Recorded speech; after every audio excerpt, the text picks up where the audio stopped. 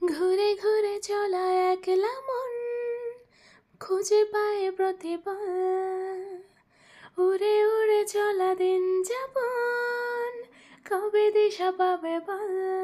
বেসুরো গলায় এক কলি গান শুনিয়ে দিলাম। So hello everyone, this is Lima from Lima's emotions. এবার জার্নিটা ছিল বাংলাদেশ এয়ারলাইন্সে। আমি তোমাদেরকে বিভিন্ন ব্লগে বলেছিলাম বাংলাদেশ এয়ারলাইন্স কী টাইপের ফুড আসলে যাত্রীদের জন্য প্রোভাইড করে এবং সেই সাথে ফুড কোয়ালিটি তোমাদের সাথে শেয়ার করব। আশা করি তোমাদের ভালো লাগবে আজকের এই ছোট্ট মিনি ব্লগটা। তো এখানে দেখতে পাচ্ছ বেশ খানিক কোয়ান্টিটির চিকেন, পরিমাণটা কিন্তু বেশ ভালো একজনের জন্য।